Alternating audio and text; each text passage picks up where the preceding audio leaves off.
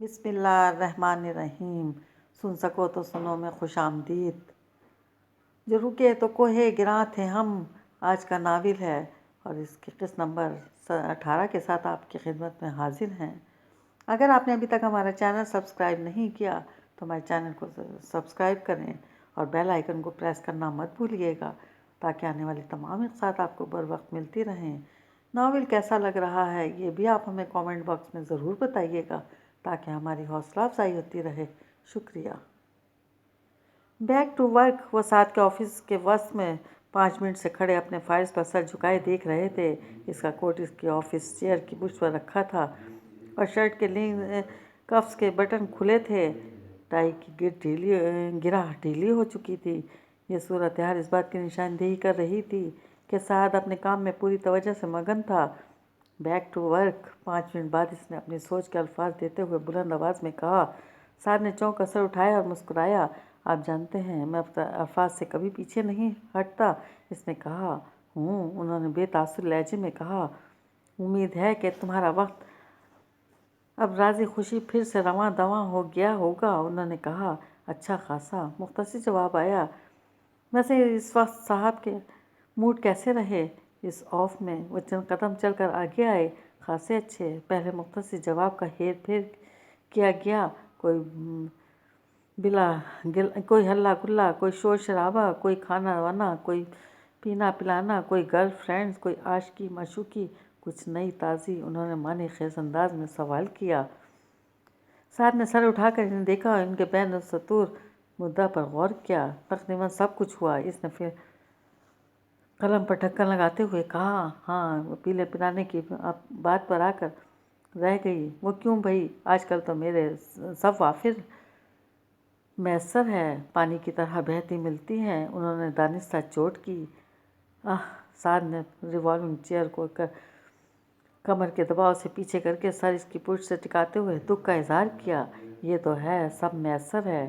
اس نے اس طرح سر ٹکائے ان کی طرف دیکھا۔ مگر آپ جانیں میری مینٹل جینس کتنی اسٹرانگ ہے۔ اب اس کا رجحان تو ظاہر ہے ٹھہرے اور دیسی طریقے سے کشید کیے گئے محلول کی طرف ہی ہوگا، اور یہ سین یہ چل رہا ہے کہ دونوں ملاوٹ شدہ ہی دستیاب ہیں اور اکثر تو اموات بھی واقع ہو جاتی ہیں ان کے استعمال سے۔ محتاط رہنا بہتر سمجھا۔ عقل مند لڑکا، انہوں نے کہا اور اس کی ٹیبل کے قریب آ کر فائلز چیک کرنے لگے۔ فرینکفرٹ کے بارے میں بتا دیا تمہیں؟ معظم نے فائلز کے صفحے پلٹتے پلٹتے انہوں نے پوچھا۔ جی ہاں، یہ مسودہ جافزہ صبح آتے ہی گوش گزار ہو چکا ہے، اس نے ہاتھ میں پکڑے بال پوائنٹ کا ڈھکن کھولتے اور بند کرتے ہوئے جواب دیا۔ زمان نے کچھ بیگز رکھے تھے تمہارے بیڈ روم میں، ملاحظہ کیا؟ انہوں نے اس طرح جھکے جھکے ایک اور سوال کیا۔ معذرت خواہ ہوں، نہیں دیکھ سکا۔ جینس کا ایک سرا اگر ٹھرے اور رم کی طرف کھینچے تو دوسرے کو اصولاً ان بیگز کی طرف کھینچنا چاہیے تھا۔ انہیں نہ جانے کیوں اس کے اس منتقع جواب سے تکلیف سی ہوئی۔ بدقسمتی سے ایک سرا اتنا اسٹرانگ ہے کہ اس نے ایکٹیویٹیز کا سارا بیلنس بیڑا غرق کر رکھا ہے۔ اس کا جھکاؤ مسلسل ایک ہی پول کی طرف ہے، دوسرے کی مقناطیسی کشش میں کہیں کوئی گڑبڑ لگتی ہے۔ انہوں نے رد عمل کے طور پر فائلز کو زور سے بند کیا۔ سعد نے عادتاً ہونٹ دانتوں تلے دبائے۔ ویسے آپ لندن تک ہی محدود رہے، دوسرے حصوں کا بھی وزٹ کر لیتے تو اچھا رہتا۔ اس نے ایک اور معنی خیز بات کی۔ مثلاً؟ انہوں نے اس کی طرف دیکھا۔ سمپل۔ انہوں نے دونوں کونیاں کرسی کے بازو پر رکھ کر ہاتھوں سے اشارہ کرتے ہوئے شانے جھکائے۔ صرف انگلینڈ کیوں؟ اسکائی لینڈ، آئرلینڈ اور ایک ذرا فن لینڈ تک بھی ہو آتے۔ کوئی خاص وجہ؟ انہوں نے ابرو چڑھا کر پوچھا۔ کچھ خاص نہیں، بس امکان تھا کہ جینس کے کچھ ڈانڈے وہاں کے کسی باشندے سے بھی جا ملتے، اس نے کہا۔ خیر، ویسا ہرگز نہیں ہے جیسا تم سمجھتے ہو، جیسا اپ ڈیٹ کیے جاتے ہو، انہوں نے بدمزہ ہوتے ہوئے کہا۔ میں نے تو ایسی تو کوئی بات نہیں کی، میں تو صرف سیر سپاٹے کی بات کر رہا ہوں۔ وہ ایک بزنس ٹرپ تھا، سیر سپاٹا نہیں، انہوں نے خشک لہجے میں کہا، کیونکہ میں اپنے آپ کو اجازت کبھی نہیں دیتا کہ وہ مجھے بلیک میل کرے۔ آپ کی عمر تک پہنچ کر میں بھی یہ دعویٰ کرنے کے قابل ہو جاؤں گا، کیونکہ وقت نے کسی زمانے میں آپ کو بھی جی بھر کر بلیک میل کیا۔ اس کا ایک ثبوت آپ کے سامنے موجود ہے، اور دوسرے کے لیے ہی میں آپ کو بزنس ٹرپ کا دائرہ فن لینڈ تک بڑھانے کا مشورہ دے رہا تھا۔ واضح رہے کہ میں نے اولاد پالنے کا فیصلہ بہت پہلے کر لیا تھا۔ منطقہ پالنے کا پلان میرے چارٹر میں کہیں اور کبھی شامل نہیں رہا۔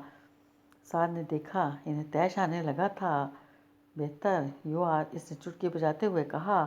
آج آپ نے آخرکار اولاد اور علت کا فرق تو واضح کر دیا بالآخر، مگر چونکہ تمہارے بیلنس سارا گڑبڑ ہے، لہذا امکان غالب ہے کہ تم عمر بھر اولاد کے بجائے علتیں ہی پالتے رہو گے۔ انہوں نے چھپتے ہوئے لہجے میں کہا۔ مجھے مبارک ہو، آپ کی پیشین گوئی خاص خوشگن ہے، سعد نے ترکی بہ ترکی جواب دیا۔ خیر، فرینکفرٹ کو پلان کر لو، زیادہ دن نہیں ہیں درمیان میں۔ وہ واپس بزنس پر آتے ہوئے بولے۔ شور، وہ بھی اپنے ایکٹیو پروفائل میں واپس آ گیا۔ ناممکن ہی لگتا ہے کہ اتنے لمبے وقفے کے بعد یہ ملے اور چونچ لڑانے سے باز رہے۔ سعد کے آفس سے باہر نکلنے کے بعد انہوں نے سوچا، چل پھر اے زندگی، تیری یہ مرضی ہے تو یوں ہی صحیح۔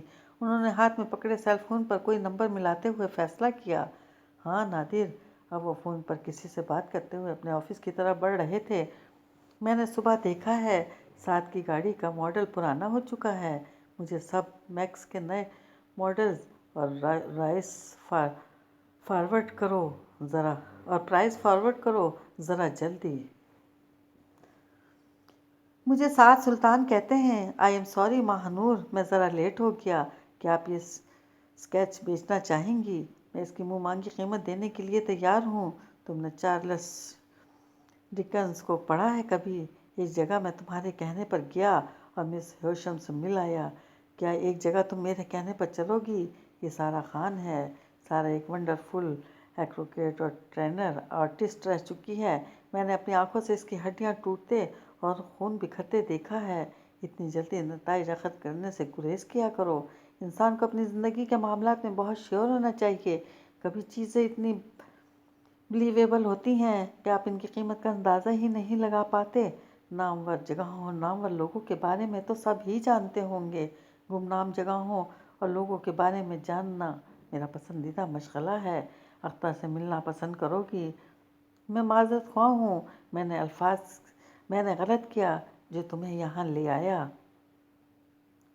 مجھے کسی ایسی جگہ کی تلاش ہے جہاں میرا دل لگ جائے۔ ابراہیم میرا بچپن کا دوست ہے۔ یہ ریسٹورنٹ ابراہیم کا ہے۔ شاید میں خود کو اپنی فیلنگز کو بیان کرنے کا فن نہیں جانتا۔ سارا کو خود پر یقین کرنے میں ایک عمر بھی لگ جائے تو پرواہ نہیں۔ پتہ نہیں، اتفاقات کے بارے میں پیشین گوئی نہیں کی جا سکتی۔ تم جانتی ہو ماہ نور، تم کتنی خوش قسمت ہو۔ آپ کی آواز میں اتنی سحر کی وجہ عشق۔ آواز کے الفاظ کا ایک ہجوم تھا جو بعض گرز کی صورت ماہ نور کے ارد گرد پھیل رہا تھا۔ آپ کی آواز میں اتنے سحر کی وجہ عشق۔ یہ الفاظ دوبارہ اس کی سماعت سے ٹکرائے اور وہ ایک جھٹکے سے اٹھ کر بیٹھ گئی۔ اسلام آباد جانے سے پہلے ایک اسرار کے الجھاؤ میں مبتلا تھی۔ اسلام آباد سے واپسی پر وہ ایک نئی کیفیت سے دوچار تھی۔ اس کے ارد گرد مختصر دنوں کی ان گنت یادوں کا ہجوم تھا، الفاظ اور جملوں کا ذخیرہ تھا، تعارف اور شناسائی سے لے کر بے تکلفی تک کا مختصر مرحلہ تھا۔ اسلام آباد سے واپسی پر وہ خوش تھی، شانت تھی، یا پھر کسی نئی الجھن کا شکار ہو کر ایک نئے مزاحمے میں پھنس کر ناخوشی کی کیفیت سے دوچار تھی؟ اس کی خود بھی کچھ سمجھ میں نہیں آتا تھا، مگر وہ ان یادوں، ان باتوں اور کیفیتوں سے فرار حاصل کرنے کی خواہش مند بھی ہرگز نہیں تھی۔ اس کے گھر والے، کالج میں اس کی سہیلیاں، اس کے ساتھ پروجیکٹس پر کام کرنے والے اور اس کے ٹیچرز سبھی ماہ نور کی شخصیت میں واضح تبدیلی محسوس کر رہے تھے، مگر شاہ بانو کے سوا کسی نے اسے جتایا نہیں تھا۔ اس کے پاس شاہ بانو کے کسی سوال کا جواب نہیں تھا اور وہ کسی کو جواب دیے بنا بس اپنی کیفیت میں مگن ہی رہنا چاہتی تھی۔ تم اس بار 14 دن 17 گھنٹے اور 45 منٹ کے بعد ادھر آئے ہو، سارا نے اپنے سامنے بیٹھے سعد سے کہا۔ سیکنڈز کا شمار کرنا بھول گئی تم، سعد نے شرارت بھرے لہجے میں کہا۔ ہرگز نہیں، سارا نے سر ہلایا۔ 13 سیکنڈز اوپر ہوئے ہیں۔ اچھا، وہ مسکرایا اور نرمی سے سارا کی طرف دیکھنے لگا۔ اور تمہیں پتہ ہے کہ ان 14 دن 17 گھنٹے اور 45 منٹ اور 13 سیکنڈ کے اندر तुम में क्या तब्दीली आई है? क्या? सारा ने तजस्सुस से इसकी तरफ देखा। तुम पहले से ज़्यादा ब्यूटीफुल और गॉर्जियस हो गई हो, इसने जवाब दिया और अपने साथ लाए फूलों में से पिंक ट्यूलिप की एक लंबी शाख निकालकर सारा की तरफ बढ़ाई। तुम्हारी मशहूर कुन खूबसूरती के नाम, इसने कहा, तुम बातें बनाने के माहिर हो। सारा वो शाख पकड़ते हुए अपनी बेसाख्ता मुस्कुराहट पर काबू पाने में नाकाम रही। और तुम्हारे असाब पहले से ज़्यादा शार्प और एक्टिव नज़र आ रहे हैं। सारा ने इसकी कही बात नज़रअंदाज करते हुए कहा। वो कैसे? सारा ने हैरत से पूछा। तुम्हारे बैठने का अंदाज, बात करने का तरीका, हाथ बढ़ाकर फूल पकड़ने का अमल, सब मेरी बात का मुंह बोलता सबूत हैं। वो पुरएतमाद लहजे में बोला। और इसी खुशी में सिमी आंटी, क्यों ना एक पार्टी थ्रू की जाए। ये बात इसने कमरे में दाखिल होती सिमी आंटी को मुखातिब करते हुए कही थी। हाँ, मैंने भी महसूस किया है। इसके पट्ठों की जुम्बिश और हाथों की गिरफ्त पहले से बेहतर हुई है, सिमी आंटी ने कहा। लेकिन ये बात कही इसलिए नहीं कि सारा कभी नहीं मानेगी। रुकें, मैं अभी एक अच्छा सा डिनर डिलीवर करवाता हूँ। आपके पास कैंडल्स तो होंगी? साद ने सेल फोन निकालते हुए सिमी आंटी से पूछा। हाँ हाँ, बिल्कुल हैं। सिमी आंटी लगी बंदी रूटीन में ज़रा सी तब्दीली के तस्वुर से ही खुश हो गई। लेकिन एक शर्त है। डिनर ऑर्डर करने के बाद वो हाथ बुलंद करके बोला। वो क्या? सारा और सिमी आंटी के मुंह से बैक वक्त निकला। डिनर हम बालकनी में बैठकर करेंगे। आज मौसम बेहद खुशगवार है। सिमी आंटी, चलें टेबल और चेयर्स बाहर रखते हैं, लाइट्स ऑफ करके कैंडल्स जलाते हैं और लाइट सा म्यूज़िक भी होगा साथ में। इसने सेकंडों में प्रोग्राम तरतीब दिया। मगर सारा का जवाब इसके लिए गैर मुतवक्का नहीं था। इसने इसे जुमला मुकम्मिल नहीं करने दिया। अगर मगर वाली कोई बात नहीं, आज तुम्हें इस कमरे से बाहर निकालने का इफ्तिताह होगा जनाब। वो सिमी आंटी के साथ बाहर निकल गया। सारा को कमरे से बाहर चीज़ें घसीटने, उठाने, रखने, खटर पटर की आवाज़ें आती सुनाई दे रही थी और वो अपनी जगह पर सर झुकाए बैठी सोच रही थी कि सूरत हाल इसके लिए कैसी थी। इसने गोद में रखी ट्यूलिप की शाख को उलट पुलट कर देखा। साथ के लहजे और आवाज़ में मौजूद जिंदगी और जिंदा दिली के एहसास को याद किया। इसे मालूम था कि अगर वो थोड़ा सा मज़ीद इस प्रोग्राम की मुखालफत करेगी तो वो बहस के बगैर इसे मनसूख भी कर देगा। मगर वो पहला दिन था जब इसने साथ की बात मान लेने का सोच लिया था। इसके दिल और दिमाग पर गुज़िश्ता कई दिनों में बातों का खासा असर बाकी था। धीरे धीरे रात में ढलती वो शाम यादगार तरीन शामों में से एक करार दी जा सकती थी।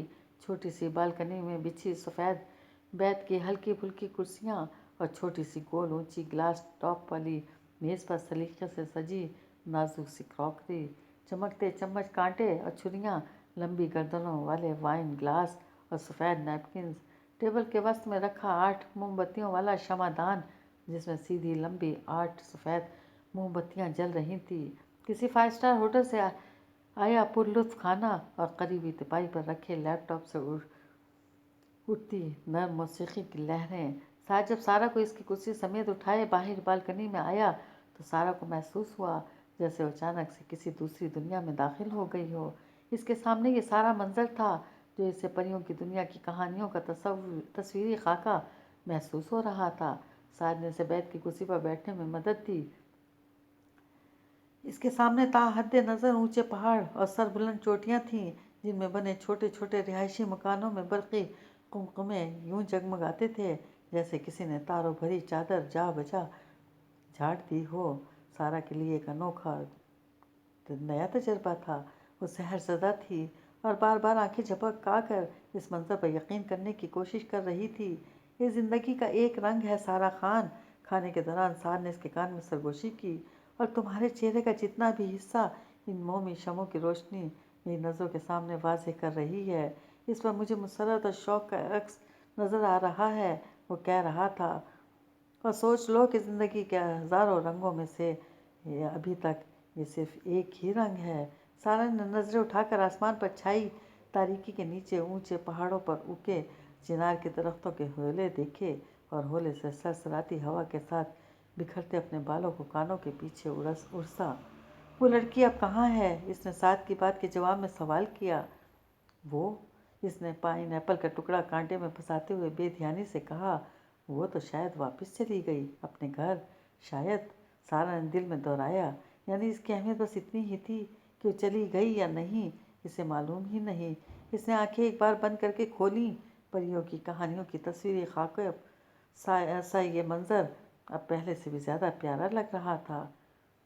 پیارا ہے یا چاندنی رات، زلف گنہری شام ہے کیا، ساگر جیسی آنکھوں والی یہ تو بتا تیرا نام ہے کیا۔ لیپ ٹاپ سے ہوا کی لہروں پر بکھرتی موسیقی کے ساتھ یہ الفاظ بھی فضا میں بکھر رہے تھے۔ پریا، پریا رانی، سارا نے سعد کی طرف دیکھ کر کہا، کیا تم مجھے اس نام سے مخاطب کر سکتے ہو؟ جواب میں سعد نے مسکرا کر سر ہلایا۔ نائس نیم، کیوں نہیں؟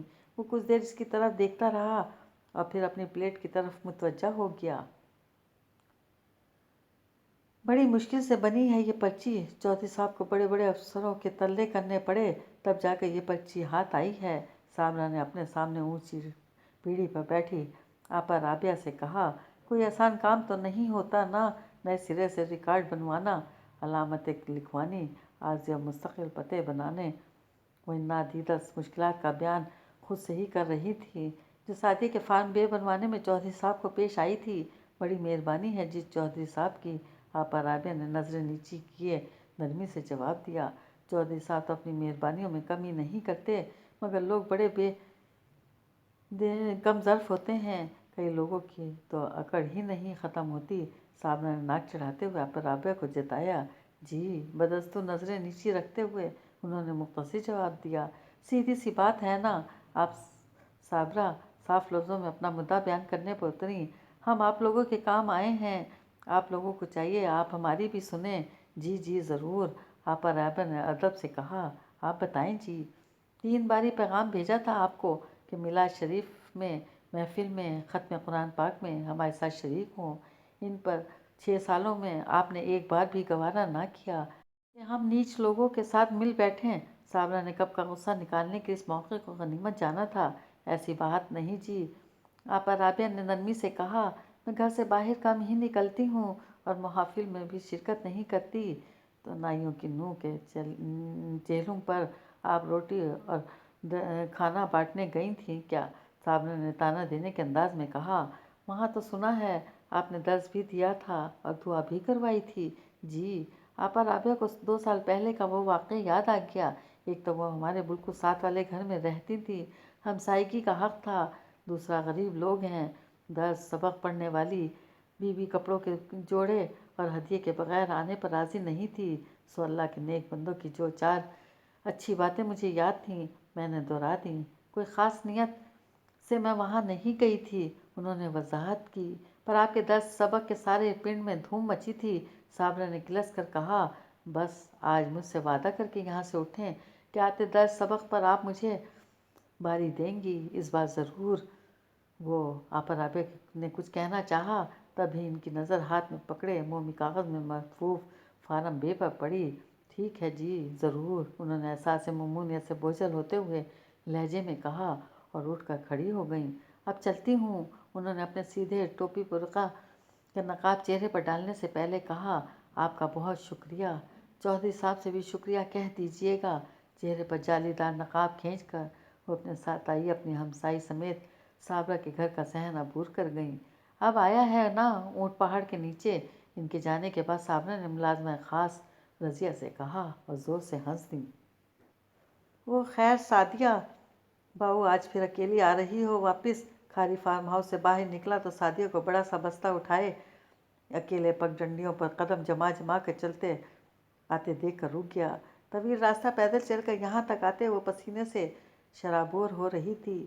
مس نے سائنس گروپ کی لڑکیوں کو پریکٹیکل کے لیے روکا ہوا تھا، آج میں سولن پار والے گاؤں کی لڑکیوں کے ٹانگے پر آئی ہوں، اس نے مجھے آغاز پر ہی اتار دیا۔ سعدیہ نے ہانپتے ہوئے کہا، ہائے کھاری، بڑی پیاس لگی ہے اور میری ٹانگیں جواب دے گئی ہیں، چل چل کے۔ وہ روحانسی ہو رہی تھی۔ ہوئے ہوئے ہوئے، کھاری نے سر ہلا کر افسوس کا اظہار کیا اور پھر ادھر ادھر دیکھا۔ آؤ توسا کو پانی پلاتا ہوں۔ اس نے فارم ہاؤس کا چھوٹا گیٹ کھولا، فارم ہاؤس بھی دیکھ لینا آج اندر سے، کھاری نے مسرت بھرے انداز میں کہا۔ Farm house? سعدیہ نے حیرت سے پوچھا۔ آہو فارم ہاؤس، دیکھنا نہیں؟ کھاری نے سوالیہ نظر سے اسے دیکھا۔ آج بڑا سکون ہے، چودھری صاحب شہر گئے ہوئے ہیں، سارے کمی کاری عید کی وجہ سے اپنے اپنے گھر گئے ہوئے ہیں، اندر کوئی خاص نہیں، جو ہیں وہ سوتے پڑے ہیں، آ جاؤ آ جاؤ۔ اس نے ہاتھ سے اشارہ کیا۔ ہیں؟ سعدیہ نے بے یقینی سے کھاری کی طرف دیکھا۔ لیکن اماں انتظار کر رہی ہوں گی، دیر ہو جائے گی۔ دوسرے ہی لمحے اس کی خوشی ہوا ہو گئی۔ نہیں ہوتی دیر جی، کھاری نے سر جھٹکا۔ بس آگے آگے سے دیکھ لو، کوئی بندہ نہیں خاص اندر۔ سعدیہ نے لمحہ بھر کو سوچنے کی کوشش کی، مگر پھر فارم ہاؤس کو اندر سے دیکھنے کا ہمیشہ کا شوق اور تجسس اور اپنے پورا کرنے کے اس نادر موقع کا خیال اس کی ناپختہ ذہن پر حاوی ہو گیا، اور وہ اپنی تھنگی ٹانگوں کو 2 قدم مزید گھسیٹتی چھوٹے گیٹ سے اندر داخل ہو گئی۔ فارم ہاؤس کیا ہوتا ہے، کیسا ہوتا ہے، یہ تو سعدیہ نے پہلے کبھی سوچا نہ تھا، مگر آنکھیں پھٹی کی پھٹی رہ جانے والا معاملہ اس نے بہت بار پڑھ رکھا تھا، اور اس روز فارم ہاؤس دیکھنے کے شوق میں کھاری کے ساتھ اندر داخل ہو گئی۔ اسے اچھی طرح سمجھ آ گیا کہ آنکھیں کیسی پھٹی کی پھٹی رہ جاتی ہیں۔ اس نے فارم ہاؤس کے رہائشی عمارت کا ایک ایک کمرہ دیکھا، اور ہر کمرے کی سجاوٹ نے اس کی آنکھیں پھاڑ دیں۔ ہر کمرے کے فرش پر مختلف رنگوں کی ٹائلیں جڑی تھیں۔ اس نے کھاری سے نظر بچا کر پاؤں کا جوتا اتار کر کئی بار کمروں کے فرش پر ٹائلوں کی ہموار سطح اور ٹھنڈک کو محسوس کیا۔ ان گنت کمرے، ان گنت طرز کی سجاوٹیں، کھاری کا تبصرہ اسے بتا رہا تھا کہ کون سا کمرہ کس قسم کے مہمان خانہ تھا، کس کمرے میں کون کھانا کھاتا تھا، کس کمرے میں کون بیٹھ کر گپ شپ لگاتا تھا۔ دیکھ سعدیہ بہو، پولو گراؤنڈ۔ ایک کمرے کی لمبی لمبی کھڑکیوں سے پردے ہٹا کر کھاری نے اسے کمرے سے باہر کا منظر دکھایا۔ کہیں سے اونچی، کہیں سے نیچی سطح پر ایسے ہرے رنگ کی گھاس بچھی تھی جو سعدیہ نے کبھی کبھار اس کیلنڈر کی تصویروں میں دیکھی تھی۔ اس کے اسکول کی بڑی مس کے کمرے میں لٹکا رہتا تھا۔ اس گراؤنڈ میں مختلف جگہوں پر بنے سوراخ بھی نظر آ رہے تھے۔ یہ سوراخ خرگوشوں کے بل نہیں، ان کے اندر گیندے پھینکتے ہیں، کھاری نے اسے بتایا۔ کیسے پاگل لوگ ہوں گے وہ جو گیندے سوراخوں میں ڈالنے کو کھیل کہتے ہوں گے۔ سعدیہ نے اس گراؤنڈ سے متعلق کھاری کی تفصیل سن کر سوچا، یہ پردے دبئی سے بن کر آئے ہیں، اور یہ فرنیچر۔ کھاری نے اسے بتایا، یہ ساری لائٹیں پتہ نہیں کون کون سے ملک سے آئی ہیں، اور جتنا شیشہ لگا ہے وہ بھی باہر سے آیا ہے، ماربل بھی باہر کے ملکوں سے، اور یہ جو ڈیکوریشن پیسز ہیں سارا کچھ باہر سے آیا ہے۔ سعدیہ نے تلسماتی محل کی ایک ایک چیز کو پھٹی پھٹی آنکھوں سے دیکھا، اور پھر نظریں تھک جانے پر انہیں جھکا لیا۔ اس کا سر چکرانے لگا تھا۔ اتنی بڑی عمارت، اتنے سارے کمرے، اتنا بے شمار سامان، اور برتنے والے لوگ ندارت۔ عمارت پر ایسا ہو کا عالم طاری تھا کہ اسے کھاری کی آواز گونجتی محسوس ہو رہی تھی۔ بس کھاری، اب میں نے گھر جانا ہے۔ ایک دم سعدیہ کو دل گھبرانے لگا، اور اس نے سوچا کہ بس وہاں سے بھاگ جائے۔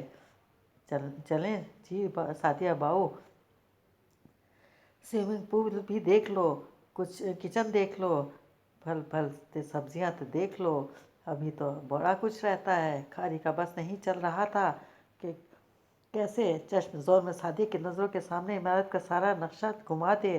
وہ ایک انجان ہی سی معتبری کی خوشی سے سرشار تھا۔ اس محل میں کوئی انسان رہتا بھی ہے کھاری؟ یہ تو یوں ہی سجا سجایا گمسم کھڑا رہتا ہے، سعدیہ نے کہا۔ بڑی رونق ہوتی ہے سعدیہ باؤ، کھاری نے کہا۔ بندے ہی بندے، مہمان ہی مہمان، پر آج کل بتایا تو ہے عید کی وجہ سے لوگ اپنے اپنے گھروں میں ہیں۔ چودھری صاحب بھی ادھر نہیں؟ کھاری نے ہنستے ہوئے کان میں انگلی پھیری۔ اسی لیے تو میں نے سوچا کہ سعدیہ باؤ سکون سے دیکھ لیں فارم ہاؤس۔ بس کھاری، سعدیہ کی نظریں کھاری کی بات پر سننے کے دوران نشست گاہ میں جس میں دونوں کھڑے تھے کسی دیوار پر لٹکے ہنڈوں کے سروں پر پڑ گئی، اور اسے لگا وہ اپنی سرمئی آنکھوں سے بس اسے ہی گھورے جا رہے تھے۔ بس اب میں نے جانا ہے۔ وہ تیز قدموں سے چلتی اسی نشست گاہ سے باہر نکل آئی۔ اب وہ ایک طویل راہداری پہ کھڑی تھی۔ بس میں کئی کمروں کے دروازے کھل رہے تھے جس کے وہ دونوں سروں سے سیڑھیاں بالائی منزل کو جا رہی تھیں۔ سیڑھیوں کے ساتھ منقش امبوسی ریلنگ اوپر جا رہی تھی۔ اس لکڑی کا رنگ سیاہ کیوں پڑ گیا ہے کھاری؟ سعدیہ نے راہداری کے بائیں سرے پر पहुंचकर रेलिंग पर हाथ फेरते हुए पूछा, ये लकड़ी होती ही इस रंग की है सादिया बाऊ, बड़ी महंगी होती है। खालिद ने सादिया के चेहरे पर फैले हैरत और मरूबियत के आसार को जख्म भरी नज़रों से देखते हुए कहा। बेचारी ने गांव के चौहड़ों और उपलों से बनी दीवारों से आगे कुछ देखा होता तो इतनी हैरानी ना होती, वो दिल में सोच रहा था। सादिया ने राहदारी के अख्ताम पर बाहर की तरफ खुलने वाले दरवाजे से अंदर आती हवा को महसूस किया और सूरज की रोशनी की लकीर को देखा। जो बाहर तमतमा रहा था और वो हवा जो चेहरे जिस्म को झुलसाए दे रही थी, यहाँ क्यों खुश्क लग रही थी। इसने अपने दिल में सवाल किया। सादिया बाऊ, वो लोग खारी ने जैसे सादिया के दिल में उठा सवाल पढ़ लिया। इस इमारत को इस तरीके से बनाया गया है कि चारों तरफों हवा आए तो ठंडी आए। सादिया रश्क, खौफ और हसरत के मिले जुले जज्बात के साथ अपने सामने का मंजर देखने लगी। किस्म किस्म के पेड़ पौधे, ताहद नज़र सब्ज़ा और सब्ज़े के पार फार्म हाउस की तरफ आता सुर्ख नक्शीन ईंटों से बना रास्ता, रास्ते के दोनों तरफ लकड़ी की बाड़ और रास्ते के अक़ब में सियाह आहनी गेट। इसके दिल पर हैबत तारी होने लगी। बस खारी, अब मुझे घर जाना है। अम्मा का दिल घबरा रहा होगा। सादिया ने तेज कदमों से बाहर जाने वाले रास्ते पर चलते हुए कहा। सादिया बाऊ, प्यास नहीं लगी? खारी को याद आ गया। नहीं, अब नहीं है प्यास। सादिया अब जल्द इधर से निकल जाना चाहती थी। तो इधर कहाँ जा रही है सादिया बाऊ? खारी इसकी बर्फ रफ्तारी पर हंसा। बाहर जाने का रास्ता नहीं है। सादिया के चलते कदम रुक गए। तो फिर फार्म हाउस में खुलते हैं, बंदा कभी ना मिले। खारी हंस दिया। इधर को आओ, इसने बाईं तरफ इशारा किया। सादिया खारी के इशारे पर बताए हुए रास्ते का चलती। इसका दिल किसी अनजाने खौफ से धक धक करने लगा।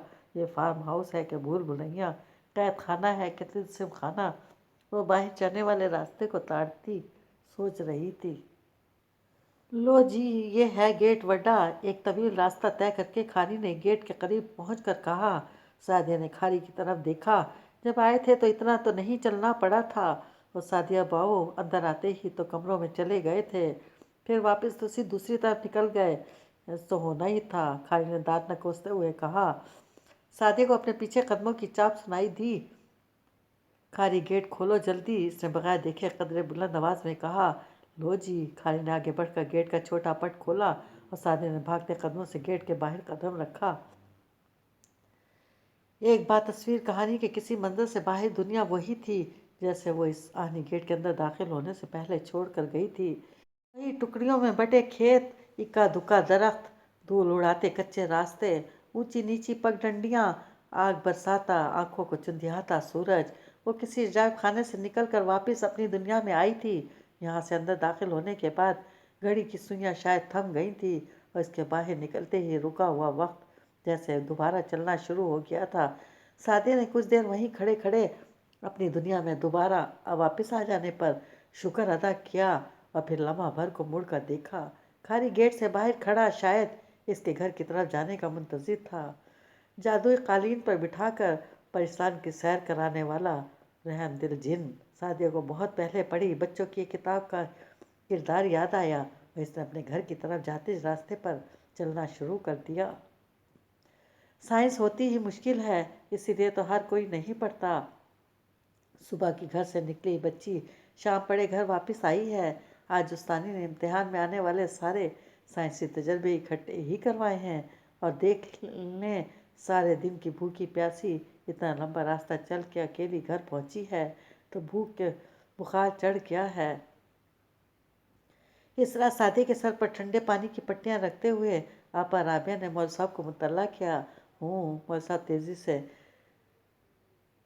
तस्बीह के दानों की मोती गिराते अपने तय सादिया पर दब करने की कोई दुआ पढ़ रहे थे। बुखार से बेहोश पड़ी सादिया के लिए फिक्रमंद आपा राबिया बेखबर थी कि सादिया का बुखार साइंस के तजर्बों का नतीजा था या आर्ट के करिश्मों का।